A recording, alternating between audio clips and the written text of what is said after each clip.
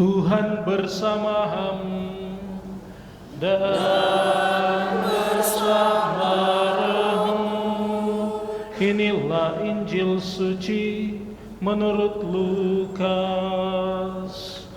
Dimuliakanlah Tuhan.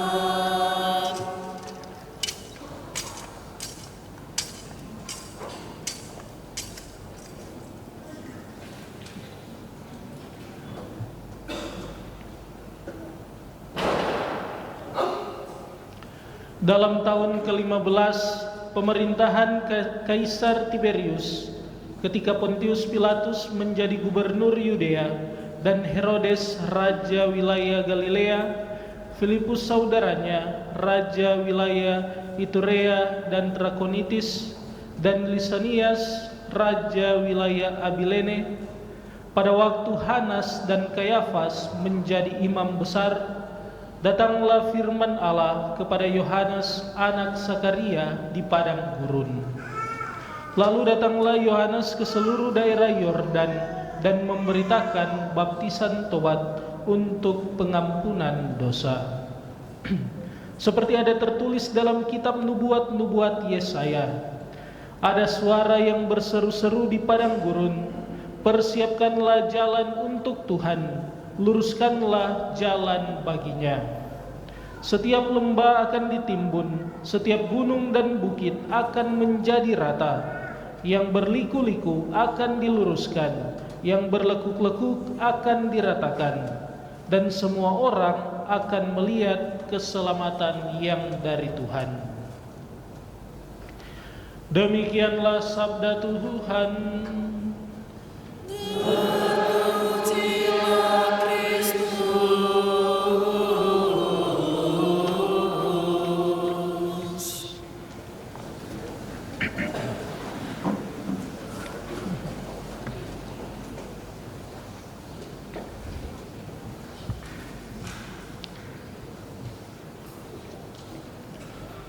Bapak, Ibu, Saudara-saudari yang terkasih, selamat pagi semua. Ya, pada pekan yang lalu, minggu Advent yang pertama, kita diajak untuk melihat kelahiran Yesus Kristus di Bethlehem dalam bingkai kedatangan anak manusia pada akhir zaman. Semua orang akan terpesona dan antusias untuk menyambut kedatangan anak manusia. Dan pada pekan yang kedua ini, pekan Advent kedua, kita diajak untuk berefleksi, untuk mempersiapkan diri menyambut kedatangan kelahiran Tuhan kita Yesus Kristus. Saudara-saudari yang terkasih, hari ini ditampilkan Injil Lukas. Penginjil Lukas sendiri dalam Injil tadi mengangkat dua hal. Yang pertama, ditampilkan di bagian awal ada tokoh-tokoh pemerintahan, ada imam agung di situ, ada Kaisar Tiberius, ada gubernur Pontius Pilatus, ada juga Raja Herodes, Lisanias, dan juga Hanas serta Kayafas yang menjadi imam besar. Apa maksudnya diungkapkan data-data berikut, data-data tersebut? Nah, saudara-saudari yang terkasih, bahwa penginjil Lukas mau menyampaikan kepada kita bahwa peristiwa persiapan kelahiran Tuhan itu benar-benar terjadi dalam sejarah umat manusia. Dalam sejarah umat manusia ada tokoh-tokoh penting ini, ada tokoh-tokoh pemerintahan, imam agung ini. Dan di zaman mereka memimpin, di zaman mereka melayani, ya, Kristus kemudian lahir. Ya, di zaman-zaman mereka ini peristiwa persiapan kelahiran Yesus itu benar-benar terjadi.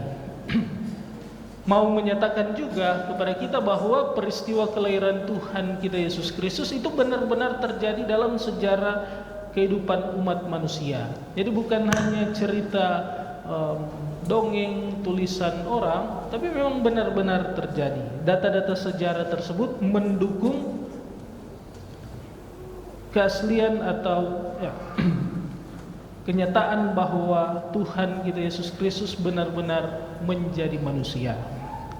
Kemudian yang kedua, Bapak Ibu saudara-saudari yang terkasih, penginjil Lukas mengutip dari nubuat Nabi Yesaya. Kalau kita perhatikan bagian kedua dari bacaan Injil tadi, dikatakan di situ, ada suara yang berseru-seru di padang gurun, persiapkanlah jalan bagi Tuhan, yang berliku-liku akan diluruskan, yang berlekuk-lekuk akan diratakan. Nah, itu sebenarnya kutipan yang diambil oleh penginjil Lukas dari nubuat Yesaya. Ya, bisa dicek di dalam kitab Yesaya 40 ayat 1 sampai 4. Isinya seperti yang tadi. Ada suara-suara yang berseru di padang gurun dan seterusnya. Nah, Yesaya mau memberikan penghiburan sebenarnya. Jadi kutipan tersebut itu maksudnya Nabi Yesaya mau memberikan penghiburan bagi bangsa Israel waktu itu. Waktu itu bangsa Israel mengalami pembuangan, kemudian Allah mau menyelamatkan mereka, sehingga Nabi Yesaya memberikan kata-kata penghiburannya.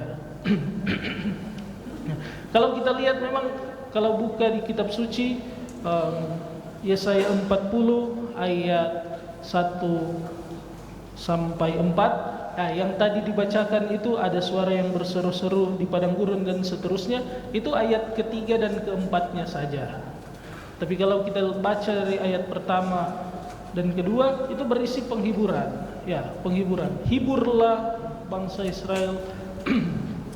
Ya, nanti kita baca sendiri di rumah ya, bahwa memang ayat ini atau kutipan-kutipan ini kutipan penghiburan. Nah, pertanyaannya, siapa yang mau dihibur? Siapa yang mau dihibur? Nah, pada zaman Yesaya itu yang mau dihibur yakni bangsa Israel sendiri yang mengalami pembuangan. Jadi bangsa Israel, umat Israel yang mengalami pembuangan, ya mereka mendapatkan penghiburan bahwa Allah mau hadir membebaskan mereka. Kemudian hal yang sama juga berlaku pada bacaan pertama tadi, bahwa ada bangsa Israel yang mengalami pembuangan ini. Ada juga Nabi Baruk yang memberikan juga pewartaan bahwa Allah akan membebaskan mereka, Allah akan datang pada bangsa Israel untuk membebaskannya, dan itu menjadi warta penghiburan juga bagi mereka, bahwa Allah menyertai bangsa Israel saat itu. Nah, kemudian di zaman di mana Tuhan Yesus mau lahir, di zaman Yesus, ya, warta penghiburan ini itu tetap disampaikan juga kepada orang-orang di zaman itu.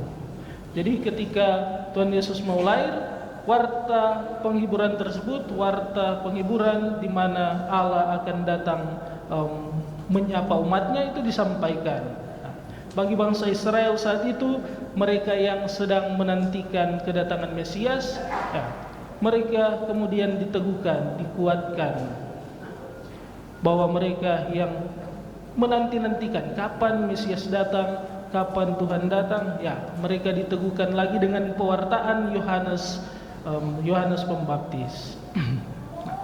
Kemudian ternyata warta penghiburan ini bukan hanya berlaku sampai di zaman Yesus, tapi ternyata berlaku juga sampai kita sekarang ini, yang khususnya dalam masa-masa kita menantikan Hari Raya Natal, menantikan kelahiran Kristus. Dan warta penghiburan ini, di mana Tuhan akan datang mengunjungi umatnya, itu akan terus digemakan sampai akhir zaman, sampai sepanjang segala masa. Jadi intinya bahwa di setiap zaman itu pasti Tuhan mau menghayukan dirinya, mau mendampingi umatnya. Nah, tinggal siapa yang hidup di zaman itu, yaitu terus berganti orang, baik orang-orang yang mau diwartakan ataupun orang-orang yang mau mewartakan. Ya, misalnya Nabi Yesaya di zaman dulu, Yohanes Pembaptis di zaman Tuhan Yesus mau lahir, Kalau di zaman sekarang siapa? Prodiakon barangkali boleh. Atau ya, kita semua bisa menjadi pewarta bahwa Tuhan benar-benar mau hadir dalam kehidupan kita. Ya, bukan hanya prodiakon ya, tapi kita semua bisa menjadi pewarta bahwa Tuhan mau hadir dalam kehidupan kita. Intinya, Bapak Ibu saudara-saudari yang terkasih, seperti yang kita lihat pewartaan Yohanes Pembaptis, dia kemudian menyatakan bahwa ya, karena Tuhan Allah sudah mau hadir, maka marilah kita bertobat dan memberi diri untuk dibaptis. Ya, sebenarnya pada pekan Advent yang kedua ini kita diajak untuk berefleksi, untuk mempersiapkan diri menyambut kelahiran Tuhan. Kita diajak untuk bertobat. Nah, warta tobat ini bukanlah untuk menakut-nakuti atau memberi ancaman atau memberikan hukuman.